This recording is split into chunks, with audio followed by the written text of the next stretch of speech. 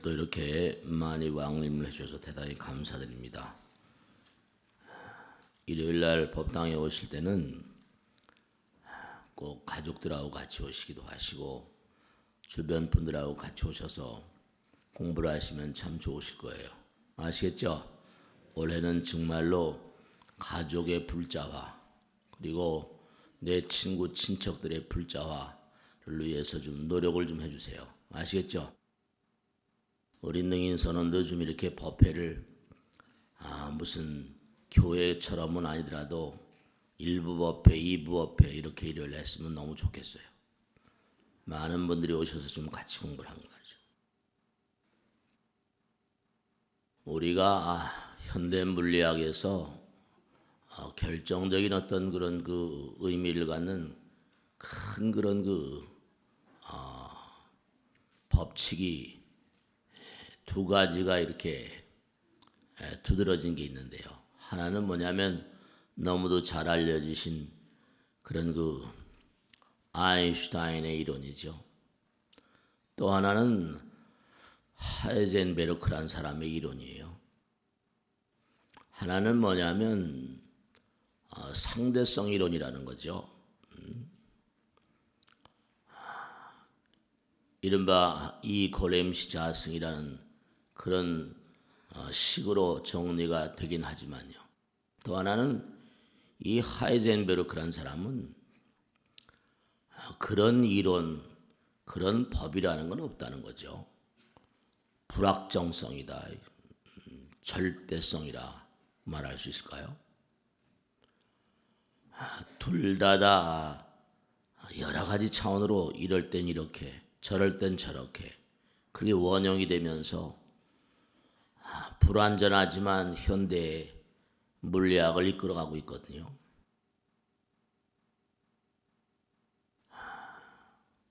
그런데 그 두 가지의 이론의 밑바탕에는요. 상대성 이론의 밑바탕에도 마음이라는 게 들어있거든요. 시간은 마음 먹기에 따라서 고무줄처럼 늘어났다 줄어들었다 한다.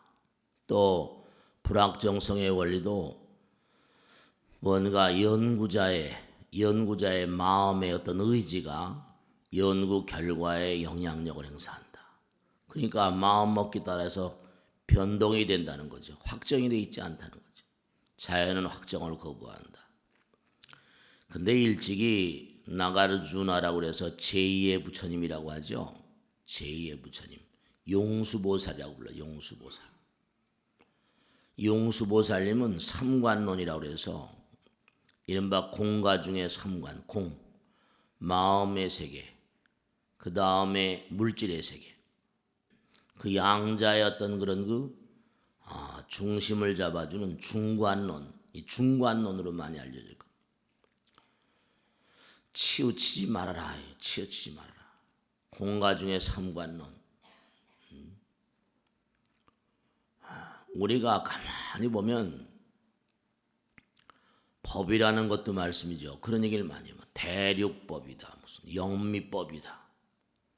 그래서 우리가 살고 있는 현대 세계의 많은 나라들이 뭐 영미법 계열이니 무슨 대륙법 계열이니 마에마르 헌법을 따랐더니 그런 얘기들을 많이 합니다.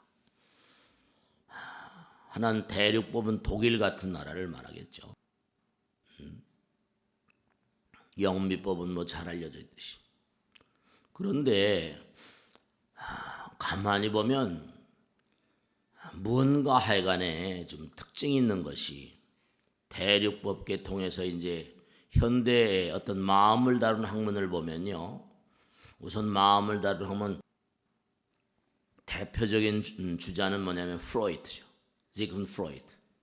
이용해가지고 그 사람은 이제 이른바 말하면 잠재의식이니 현재의식이니 무의식이니 해가지고 통체적인 인간의 어떤 그런 인간의 어떤 통체적인 어떤 의식 세계를 얘기를 하거든요. 그런데 이른바 영미, 미국이나 이른바 말하면 영국이나 이쪽엔 또 뭐냐면 지금 현대 21세기, 20세기에서 지금 미국이 세계를 이끌어가고 있잖아요. 근데 프로이드의 학문을 정신 분석학이라고 부르고요. 영미계통의 어떤 그런 그 마음을 다루는 학문들은 뭐라고 그래요? 심리학이라고 그래요. 심리학. 좀 패턴이 약간 달라요. 정신 분석학하고 심리학하고. 하나는 뭐냐면 프로이드의 이 얘기는 어떤 그런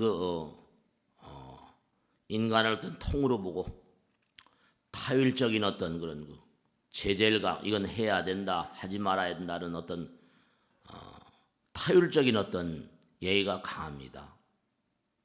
그러니까 독일 군대, 독일의 어떤 그런 흐름 같은 것도 그런 토양이 있는 게 분명해요. 근데 영국, 미국 이쪽에서는 뭐냐면 자율성, 개인주의, 자기중심주의, 막 이런 자율성을 막 바탕으로 하다 보니까 뭐 포드 시스템이니 뭐 여러 가지 개인의 자율성을 지극히 고도로 향상시키면서 어쨌든 무슨 뭐 현대 문명을 이끌어가고 있잖아요. 이게 좀 잘 조화가 돼서 가면 좋은데, 그러니까 어쨌든 간에 세계 대전이 일어났었죠. 독일을 중심으로 해가지고 일본이란 나라도 이게 전부 다 독일에서 배운 거거든요. 페리라고 하는 사람이 한포를 갈겨가지고 동양의 노만에 말이죠. 초창기에는 미국에 대한 적개심이 강했죠. 대포로도 맞고 개항을 하고 하다 보니 우리나라 옛날에 세국정치 대원군처럼 말이죠. 독일하고 이제 조인트가 돼가지고 몰트 케니 해가지고 뭐 야콥 미첸이 해가지고 독일의 어떤 군대 시스템이라거나 이런 것들 다 받아들여가지고 독일화 많이 됐죠. 그러니까 서로 연결이 많이 돼 있어요. 그리고 이제 히틀러의 스승이라고 하는 칼 하우자 호퍼라고 하는 그런 인물도 일본에 와서 한참 살았다니까요. 그러니까 이게 참 정말이 공부 학문이라는 게 인간을 어떻게 보냐에 따라서 참이 큰 어떤 그런 흐름이 달라진다니까요. 그러니까 미국 같은 데는 지금 여러 가지 문명사가들이 그럽니다. 계속 인간의 능력을 최고도로 효율성이라거나 막 이렇게 자율적으로 뭐 이렇게 하다 보니까 뭔가 인간이 자기 착취적인 그런 문명이 아니냐. 굉장히 뭔가 피로도를 많이 느끼는 그런 차원이 아니냐. 이런 얘기들을 하고 말이죠. 가만히 보면 무슨 요즘에 우리가 자기 개발, 셀프 엔라이트먼트 이런 자기 개발서들을 많이 읽잖아요. 근데 그 책들이 전부 다 미국에서 나온 거거든요. 인간 계속 인간의 어떤 그런 끊임없는 자기 개발 그런 차원으로 나가다 보면 인간이 피곤하다 이거죠. 사람들이 피곤하고 힘들다. 자기 개발서 같은 거 많이 읽으시죠? 많이 너무 피곤하지 않냐. 중도. 그러니까 참 이게 부처님 말씀이나 용수보살 말씀 맞다나 뭔가 너무 뺑뺑하지도 않고 느슨하지도 않고 적절해야 된다고 하는 부처님 말씀이나 중도도 치우치지 말아라. 그러니까 우리가 정말로 공부를 하는 건 좋은데 인간이 타율적인 동물이냐 자율적인 동물이냐. 인간은 부처지요. 자율적인 동물이건 타율적인 동물이건. 그러니까 가만히 보면 말씀이죠. 동물들은 대체로 어때요? 동물들은 왜 개들도 말이죠. 이렇게 자기 이렇게 영역을 딱 그렇게 확보하기 위해서 다니면서 오줌을 찍찍 갈겨 놓잖아요. 거기 자기 영역을 넘어오면 막 물고 싸우고 그런다니. 야생에 있는 동물들이 다 전부가 다 공간 싸움을 한다니까요. 자기 영역 다툼을 하고. 우리도 동물인 게 분명한 게 우리 동물이잖아요. 강아지나 송아지나 돼지보다는 좀 낫지만 근데 가만히 보면 사람들이 노는 양상들, 뭐 사람들이 노는 양상들, 뭐 시간 레지어라고 할까요? 시간을 보내는 양상들을 보면 하나같이 말이죠. 하나같이 공간 다툼이에요. 영역 싸움이고. 바둑 같은 것도 뭐예요? 집 뺏기 하는, 집 뺏는 거잖아요. 그죠? 집 지어가지고 뺏어 먹는 거. 바둑 같은 것도 말이죠. 축구도 뭐예요?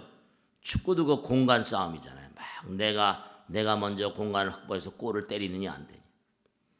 야구도 마찬가지고. 전부 다 공간, 어떤 공간 다투기. 그러니까 이제 그것이 확장되면 전쟁을 일으키고 막 피를 부르고 말이죠. 공간 다툼이라니까요. 우리 본질이 공가중, 우리의 본질이 마음이 무한하니까 한계 내적인 존재로 살다 보니까 좀 답답하다. 레벤스라 이른바 독일이란 나라가 독일이란 나라 자체가 그런 얘기를 많이 합니다. 독일이 왜 이렇게 전쟁을 자꾸만 일으키냐? 영토가 좁다 이거지. 영토가 좁다. 사람이 살 수 있을 만한 어떤 공간이 안 된다. 계속 전쟁을 일으키죠. 결국 공간 다툼이거든요. 놀이라는 게 다 뭐예요? 올림픽에 나가서 하는 뭐 경기라는 게 전부 다 하나같이 뭡니까? 다 무슨 공간 다툼이고 영역 다툼이고 그래요. 동물들의 세계, 야생의 생물. 좀 이제 뭔가 규칙을 만들어서 하긴 하지만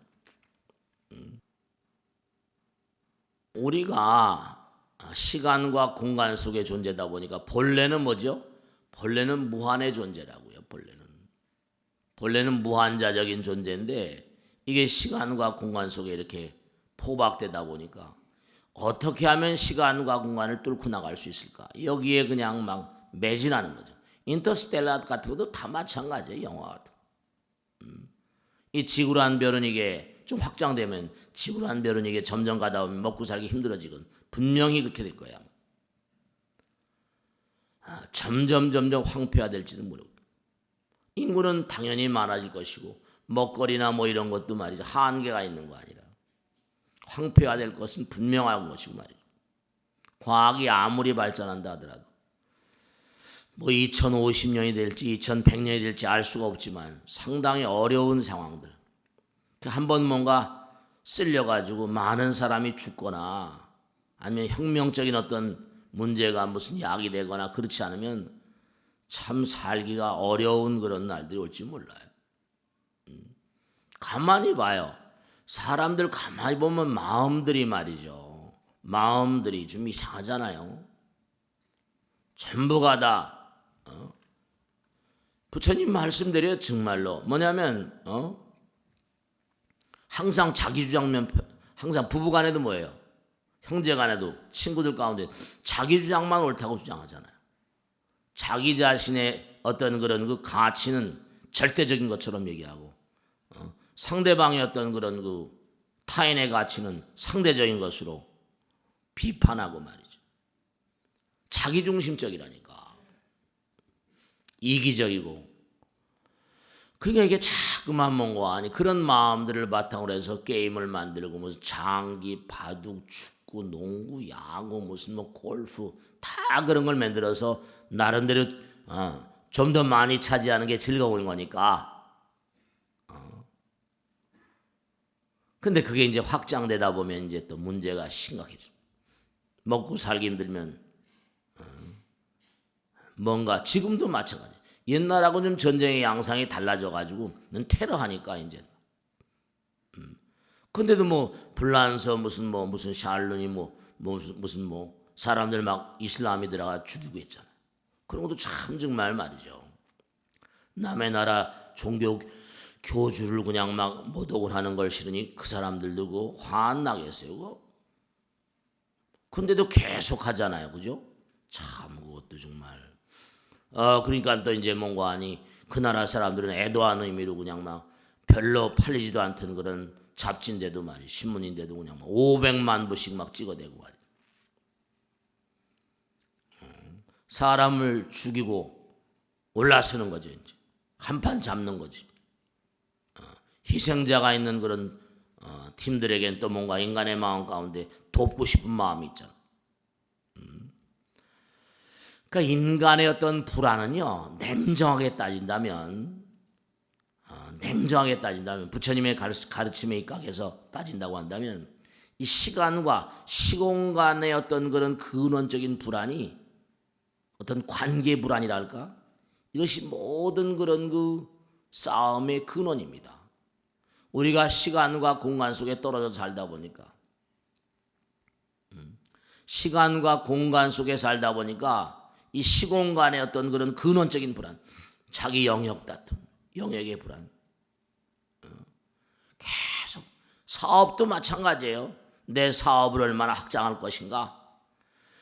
피눈물 나게 무슨 뭐 아이디어 싸움을 하거나 뭐 창조 경쟁이 뭐 별의별 얘기를 막 하는 것도 다 마찬가지예요. 그러니까 부처님께서는 뭐냐면 정말로 용수보살도 공과 중에 삼관 너무 치우치지 말아라. 그러니까 뭐냐 정말 마음의 세계, 물질의 세계 어떻게 보면 그렇잖아요.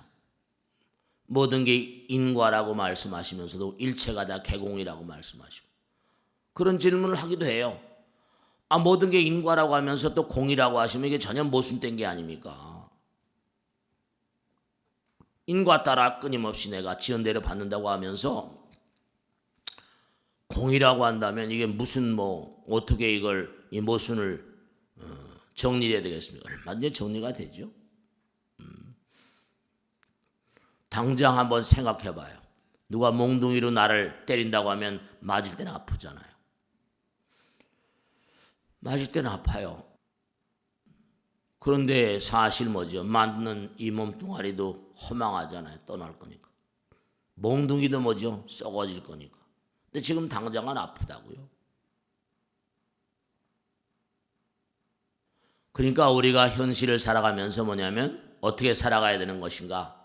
해탈의 길을 가기 위해서 해탈의 인과 해탈의 과, 해탈의 어떤 결과 그 길을 따라가야 된다는 게 불교의 핵심 아니에요. 그러니까 우리가 인류가 새로운 어떤 그런 길을 발견하지 않으면 정말 그 길이 사실은 저는 이렇게 머리 감고 사는 입장에서 본다면 사람이 누구나가 다 자기 자신만이 정말로 절대적이고 상대방의 어떤 그런 입장은 채용하려고 들질 않아요. 그러니까 무슨 전부 다 그런 일들이 벌어지는 거예요. 무슨 뭐 가만히 봐봐요. 무슨 뭐 비행기 돌려 막 이래가지고 영창에 가 있는 어떤 그런 아가씨처럼 아가씨인지 아줌마인지 모르지만 말이죠. 그런 분처럼 말이죠. 또 무슨 뭐 비행기를 탄데 그것도 정말로 대단한 거죠. 호의가 등등한 거지. 비행기가 날아가야 되는데 막 비행기를 돌리라니까 이게 얼마나 기가 막혀요. 그 너무 자기중심적인 거지. 또 요번에 그냥 막 아내하고 딸들에게 와인에다가 그냥 뭐예요? 수면제 타서 그냥 전부 다 저 세상으로 보내버린 그 인간도 그 정말 보통 문제가 아니지. 이거 정말 완전히 자기중심적인 거지. 아이들은 아이들대로 아내는 아내대로 가게 하고 자기만 죽으면 되지. 자기만 뒤지든지 하지. 참 웃기는 인간들이 하여간에 정말. 또 무슨 뭐 요즘에 보면 말이지 뭐 요만한 꼬마를 그냥 딱 때려가지고 그냥 막 동영상에 막 나왔죠. 뭐 그런 인간이 다 있어 정말. 자기 아들도 자기 아들뻘 안 되나. 전부 다 자기중심적으로 그러니까 이게 참 문제라니까.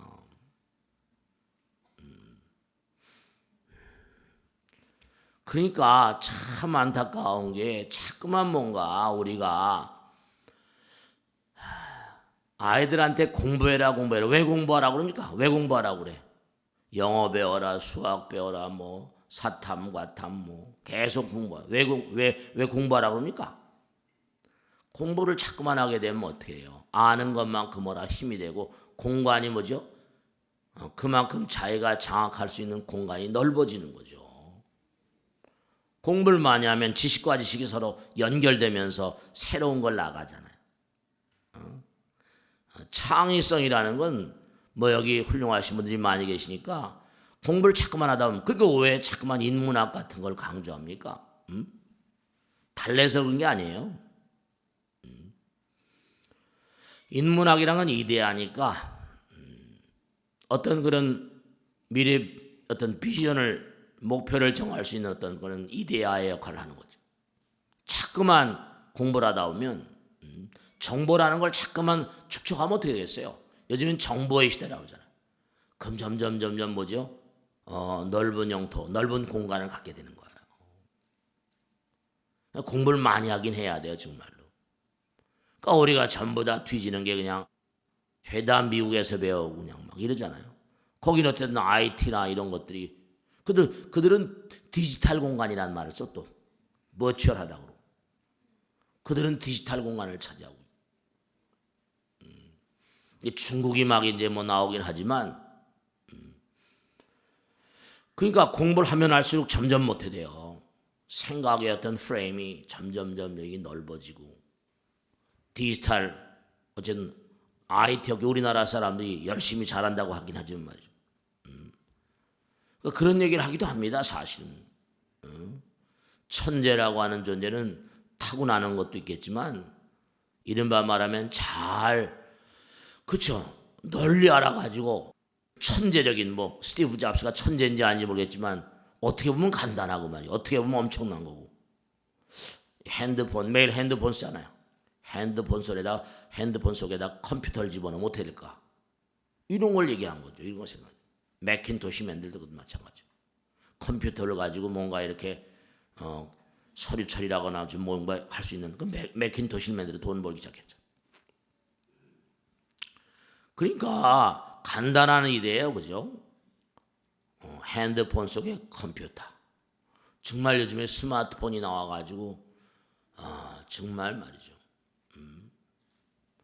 그러니까 천재는 다른 사람의 천재가 아니라 스티브 잡스도 천재라고도 부르잖아요. 어쨌든 간에 엮어내는 거지, 엮어내는 거. 공부를 많이 하다 보니까 다종다해. 그러니까 그 사람은 뭐냐면 참선하다 보니까 뭔가 이게 뭔가 하나로 모이는 어떤 생각의 시스템을 뭔가 나름대로 알고 있었던 거죠.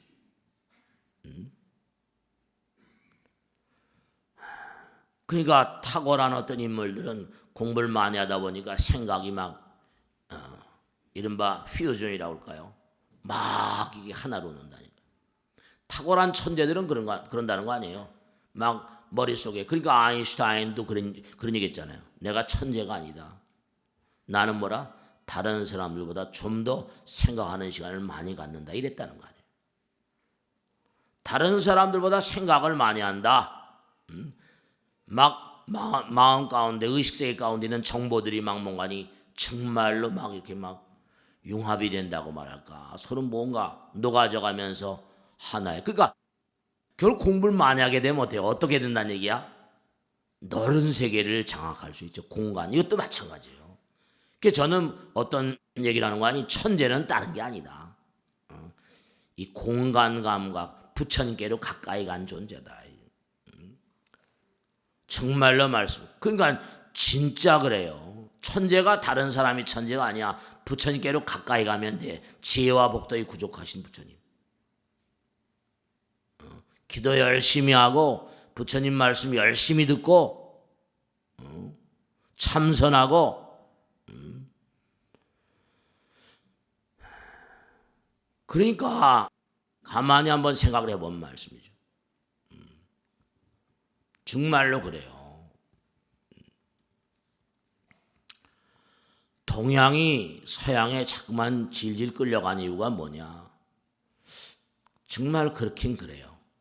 근데 이제 요즘엔 뭐 어떻게 또 좀 달라질지 모르겠습니다만 우리는 어떻게 돼요? 동양 중국에 가도 마찬가지고 한국 일본도 마찬가지고 전부 다 숟가락 수저로 밥을 뜨고 저분으로 이렇게 집어 먹잖아요.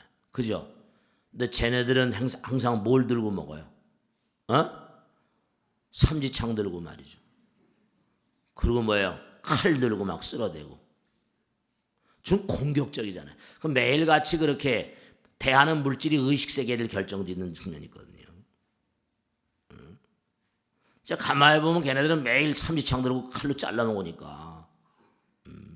어떻게 해서 그게 나왔는지 저도 잘 모르겠어요. 근데 하여간에 매일 찌르는 거, 자르는 거 가지고 하다 보니까 좀 더 공격적이 되고 그런 것들이 영향력을 행사하지 않았을까? 그런 게 충분히 가능한 얘기예요. 충분히 가능한 얘기예요. 그러니까 가만히 보면 정말로 우리가 이 시간과 공간의 불안 이거 정말 많이 생각해야 됩니다. 마스 맥클린톡이라고 하버드 대학생이 말이죠. 기숙사 한 기숙사의 여학생들이 어떻게 우연한 기회에 발견하게 된 거예요. 그러니까 참 이게 우연이라고 말할까 운이라고 말할까 어떻게 얘기를 들은 거예요. 그 자기가 아는 그런 사람이 기숙사에 있던 애들이 말이야 들어온 지 얼마 안 됐는데 전부 다 주기가 같아지고 있다는 거예요. 여학생들의 주기가 생리 주기가 면밀히 조사하다 보니 진짜 그런 거예요. 한 공간에 살다 보니까 생활 리듬이 비슷하니까 학생들의 생리 주기가 거의 같은 거예요. 1년 안팎으로. 같은 공간에 산다는 게 참 무서운 거예요. 이게요. 한 공간에 같아지는 거예요. 동의보감에도 부부가 한 집안에 살면 무슨 목소리도 담고 뭐 담는다고 나오잖아요. 같아지는 거예요. Out of sight, out of mind. 떨어지면 뭐라? 마음도 멀어지는 거고. 이거 그러니까 부부간에도 말이죠. 이 시간과 공간을 같이 이렇게 보낸다는 게 굉장히 중요합니다. 관계 불안이거든 전부 다. 그러니까 가능한 한 아내하고 남편하고 아들 딸들하고 정말 같이 좀 많이 보내세요. 정말로 직원들하고도 마찬가지입니다. 공간 감각의 불안, 사이가 좀 멀어지면 만남의 횟수가 줄어들면 어때요? 만남의 횟수가 줄어들면 어때요? 마누라도 뭐라? 새서방 만난다니까요. 이게 문제가 있다니까. 동물들은 이거 좀 문제가 있거든요. 마시스타 고노스키가 예전에 한 얘기가 있잖아요. 이 사람은 정말로 너무 어려운 가정에서 커난 사람이야. 근데 정말 초등학교, 중학교 다니다 중학교 들어갈 때 사환도 들어가서 사동일 하면서 일 배워가지고 대단한 인간이죠. 유명한 얘기하니까 나는 공부를 못했다. 근데 공부를 못한 복이라고 말했어 이 사람이. 나는 공부를 못한 것도 복이라고 불렀으니까. 그래서 항상 나는 남이 무슨 얘기를 하게 되면 나는 내 얘기를 하는 것보다 남의 얘기를 듣는 게 더 신기했다. 공부를 못했으니까. 남의 얘기를 듣다 보니까 너무 재미가 나가지고 나는 공부를 못한 복을 태어나서 항상 남의 얘기를 들으면서 공부를 했다. 또 유명한 얘기잖아요. 나는 가난한 복을 태어났다. 가난한 복을 태어났대. 복이 관점에 따라서는 뭐 그냥 근검 절약하는 그런 삶의 자세가 몸에 배었다. 또 너무 몸이 약했대요. 제대로 먹고 자라질 못해가지고 몸이 너무 약했다. 그래서 난 너무 약한 복을 태어났다고 그랬다. 난 일생 동안 뭔가니 건강에 대한 관념을 투철해가지고 90살 넘어까지 살았습니다. 여러분 이걸 분명히 말씀드렸는데 운명이라는 게 있느냐 없느냐 하늘은요. 부처님은 다 천지신명이 부처님이 다 지켜보고 계시기 때문에 그 사람이 이 세상에 필요한 사람이고 이 세상에 뭔가 도움을 주는 사람이면요. 수명을 얼마나 늘려줍니다. 이걸 아셔야 돼요. 불어 잡아가지 않습니다.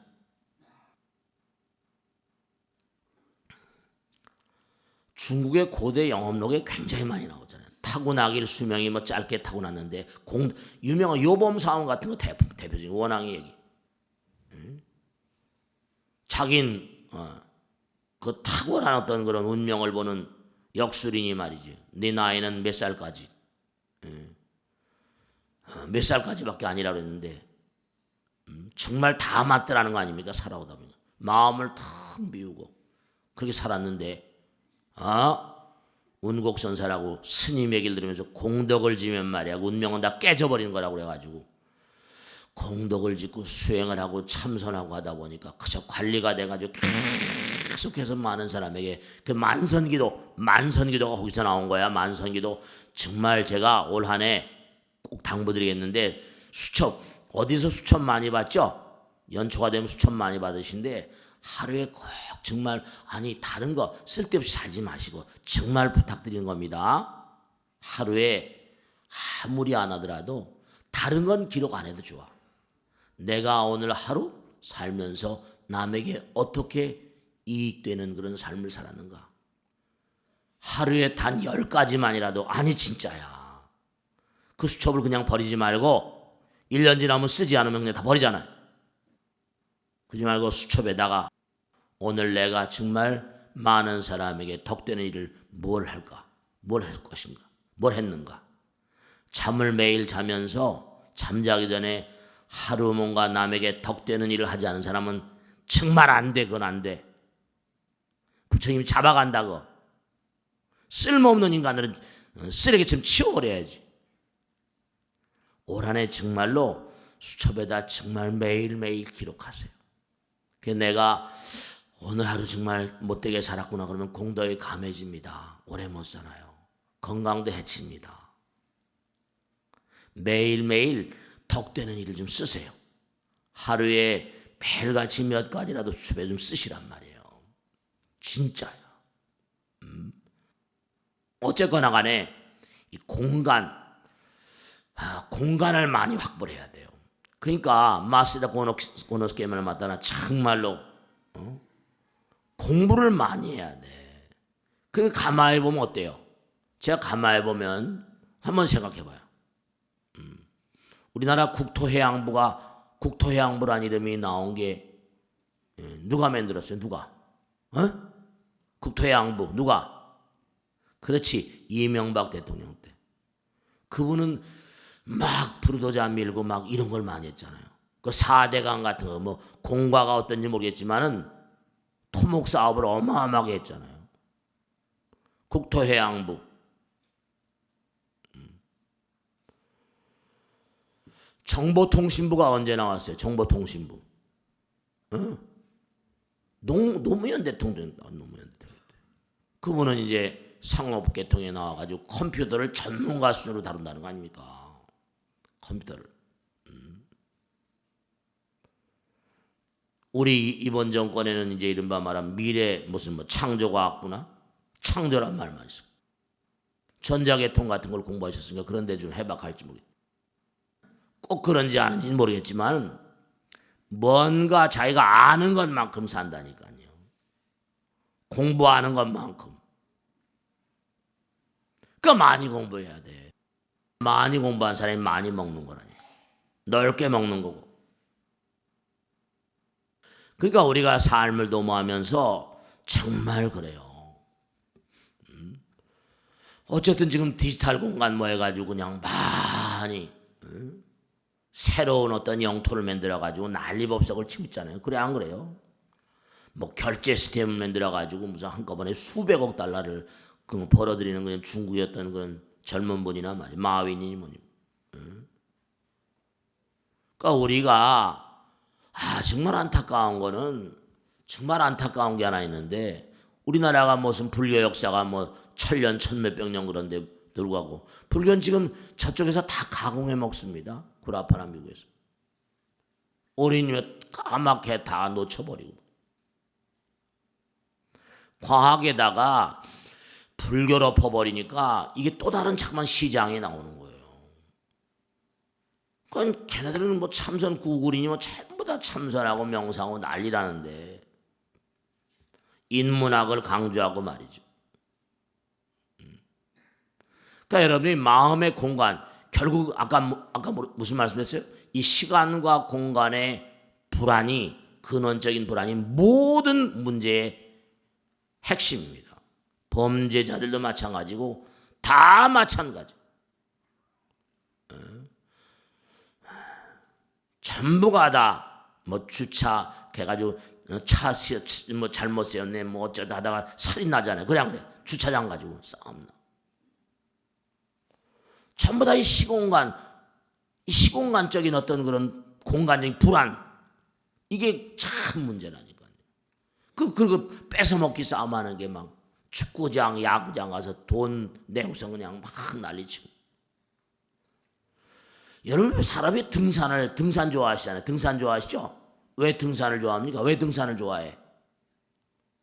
꼭대기에 올라가면 신나잖아요. 그지? 깐뜰한 사람은 이 등산을 좋아했다는데 이 장엄의 미학이라고 하는데 꼭대기에 딱 올라가면 다 공간을 다 자기가 차지할 수 있잖아. 요즘에 뭐 하도 뭐 선전을 싸고 그래서 책을 한 권 내가 사서 봤더니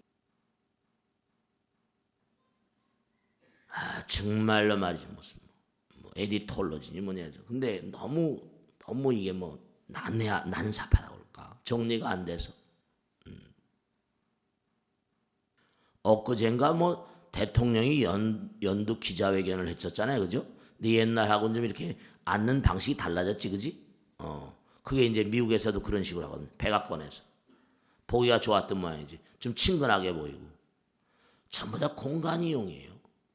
거기도 그런 얘기 나오대. 뭐냐면 그런 건 뭐 일리가 있는 얘기입니다. 왜 피카소가 그렇게 유명해졌냐? 옛날에 그림 그린 거 어떻게 해요?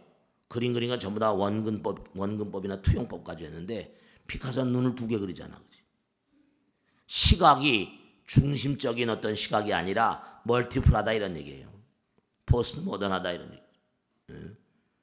그런 걸로 피카소의 탁월, 게르니카 같은 건 마찬가지. 그러니까 여러분이 중요한 건 왜 여행 같은 걸 좋아해요? 각가받은 상황에서 좀 넓은 공간을 가면 관점이 바뀌잖아요.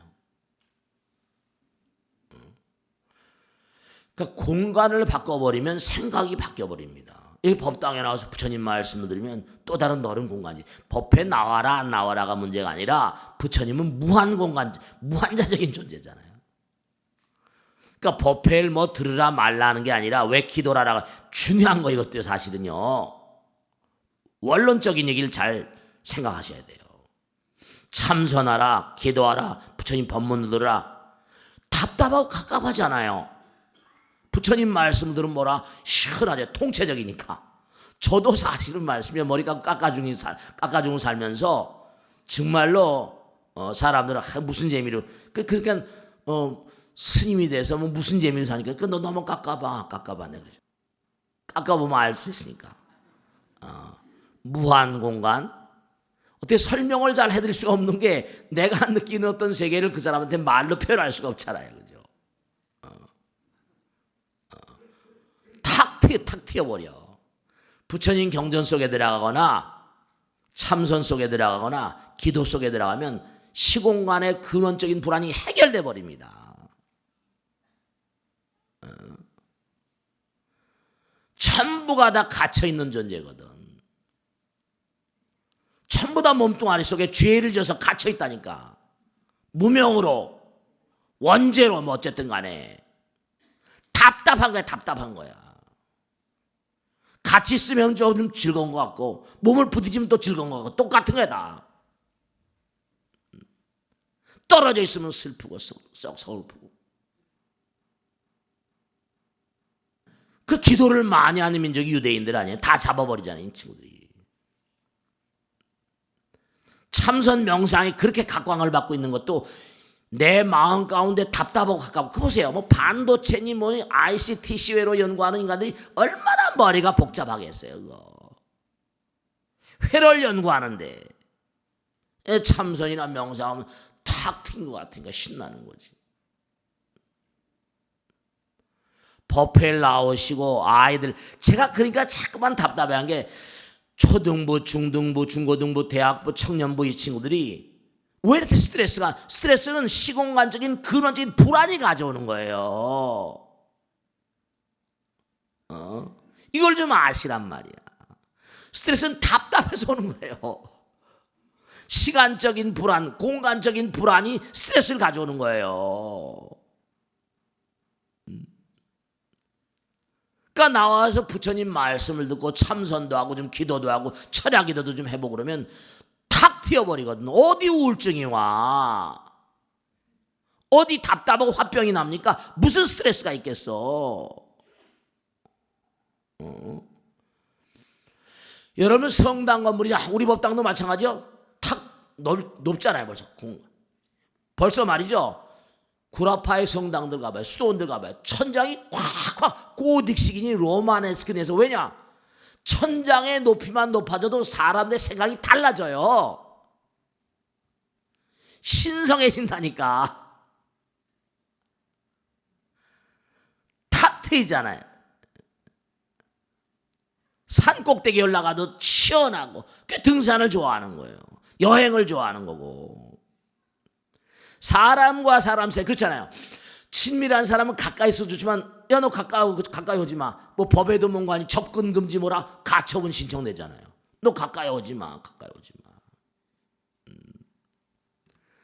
공간의 어떤 영토가 달라지면요 생각이 달라져 버려요. 그러니까 그런 점에 있어서 피카소는 생각을 많이 한 인간입니다. 그러니까 밀집된 공간에 들어가면 스트레스 받거든요. 열받고 좁으니까 당장. 그러니까 강아지나 송아지나 야생의 동물들이 자기 영토 침범하면 막 싸우는 거예요. 그게 인간의 몸과 마음 가운데 배 있다니까. 그러니까 가능한 한 왕궁 같은 저택이잖아. 그냥 큰 집, 넓은 집.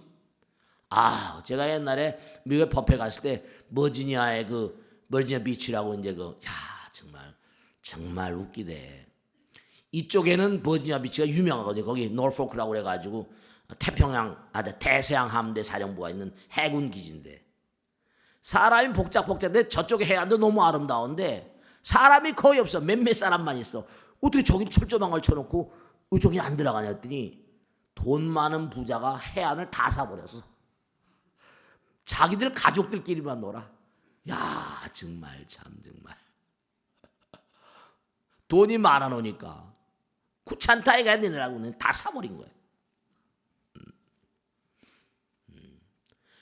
그러니까 우리 통체적으로 본다면 우리가 뭐 노는 거 영역도 그게 다 영역 다투며 바둑도 무슨 축구도 야구도 다 전부가 다 농구도 마찬가지고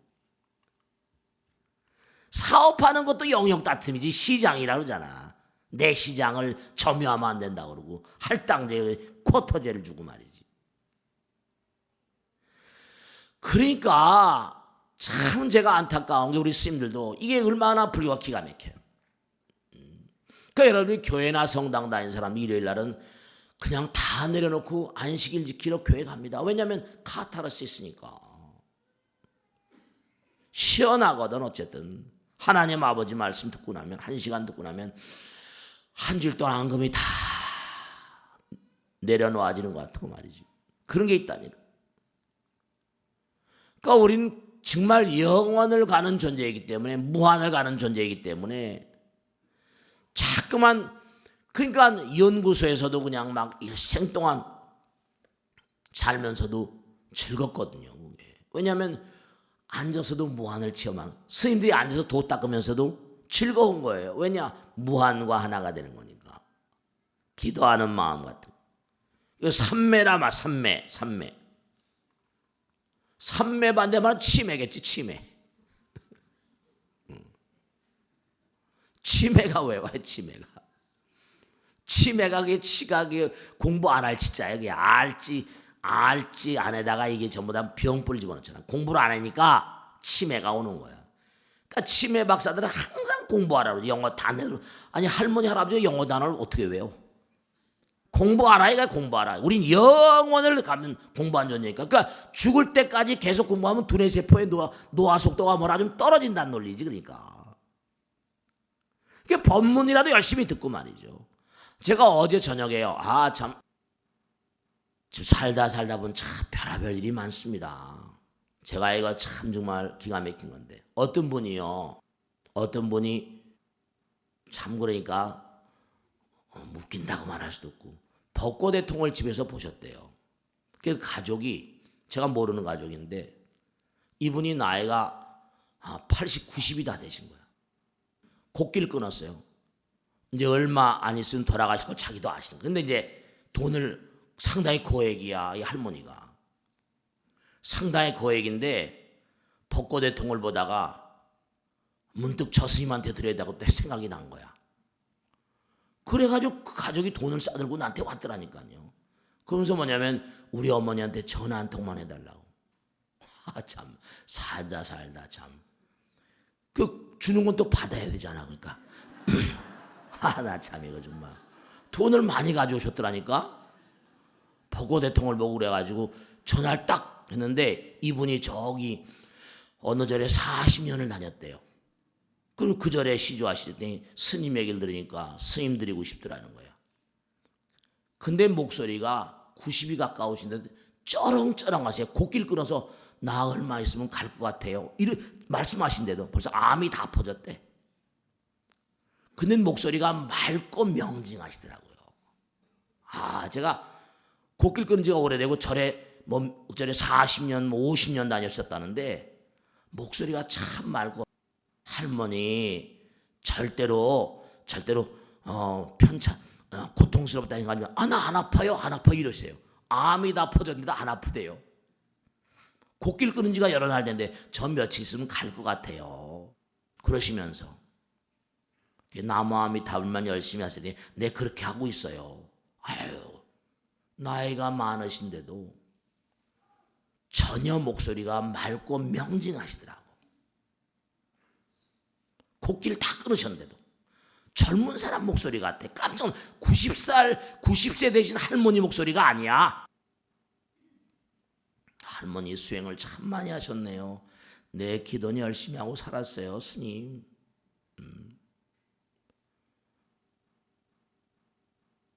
중요한 건요, 우리가 세상을 살아가면서 중요한 거 시간이 많이 가서 정리를 하겠습니다. 결국 우리 사회와 우리는 인간은 사회적인 동물이니까 개인의 어떤 정서 통제랄까? 절대로 자기중심적으로 사는 건 범죄의 지름길입니다. 인간은 전부 다 자기 놓고 그냥 내가 하는 건 로맨스고 남이 하는 건 불륜이라고 그러잖아. 우린 나름대로 통제돼야 됩니다. 왜냐하면 무한을 가지고 있으니까 사회성 속에 살다 못 됩니까? 제약이 있어야 돼요. 그러니까 답답하죠. 개인의 어떤 정서 통제가 사회화라고 하면 집단, 이 사회의 정서 통제가 더 중요합니다. 이게 문명화거든요. 이게 제대로 안 되면 문명은 깨집니다. 우리가 정말로 이 세상을 살면서 꼭 생각하셔야 될 게 자꾸만 공부하시고 기도하시고 명상 참선하셔야 됩니다. 그렇지 않으면 살 수가 없는 존재입니다. 본래가 무한이기 때문에 시공간의 어떤 근원적인 불안이 모든 범죄의 원천이기 때문에 그렇잖아요. 멀쩡한 사람이 사람을 살해한다니까. 자기 아내를 살해하고 딸을 살해하고 멀쩡한 사람이. 그러니까 그 보육원에서 보육사가 말이죠. 애를 그냥 막 쳤는데 어떻게 보면 이해도 갈 것 같아요. 그 꼬마들 고물고물한 거 뭐 알아요? 말 안 듣고 뛰어다니고 하다 보니까 어떻게 하다 보니까 그런 일이 벌어져서 그냥 파문이 돼 순간에 영창을 가버리는 거야. SNS를 막 퍼져가니까 정신없는 거죠. 비행기에서 말이죠. 비행기 멈춰 어떻게 보면 평상시에 자기 한 대로 할 수 있는 거예요. 그죠? 그렇게 엄청난 파장이 오고 영창에 갈지 알았어요, 몰랐어요? 전혀 생각을 하질 못했을 거라니까요. 누구나 마찬가지예요, 이건요. 누구나 자기 정서 통제를 할 줄 알아야 돼. 집단도 마찬가지. 인간의 약점은 뭐냐면 자신의 가치는 절대적으로 생각하고 상대방은 뭐라? 타인의 가치는 상대적으로 생각하고 막 비판하고 비난하고 이게 지금 우리 사회의 병폐이기 때문에 굉장히 조심해야 돼. 시간과 공간의 근원적인 불안이 이게 모든 범죄 원천이고 사회 불안정의 원천입니다. 이걸 도출시켜야 돼요. 참선을 시켜야 되고요. 영혼을 가르쳐야 됩니다. 제발 우리 참선하는 환희선에 열심히 나와서 좀 수행하시고 영혼을 체험해봐. 정말로 기도 열심히 하시고 일요일날 법회 꼭 나와야 돼. 이거 공부해야 돼. 그렇지 않으면 순간에 가버립니다. 진짜야. 명심하셔야 돼.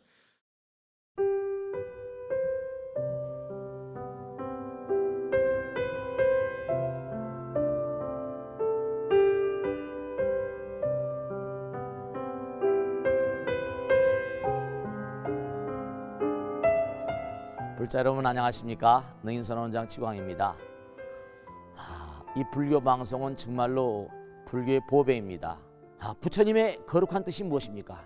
부처님의 가르침을 세상에 퍼뜨린 거 아니겠습니까? 불교를 정말로 한 차원 업그레이드 시키고 한국 불자들의 신심을 한 차원 더 장양시키기 위해서는 여러 불자님들의 정말 도움이 필요합니다. 몸과 마음을 다해서 많은 불자님들 ARS 한 통에 이 불교 방송이 살아날 수 있습니다. 여러분의 관심과 그 다음에 편달이 한국 불교의 새로운 날, 그리고 새로운 시대, 새로운 차원으로의 도약으로 그렇게 우리 방송 불교를 그렇게 인도할 것이라고 확신합니다. 감사합니다. ARS에 많은 관심 부탁드립니다. 감사드립니다.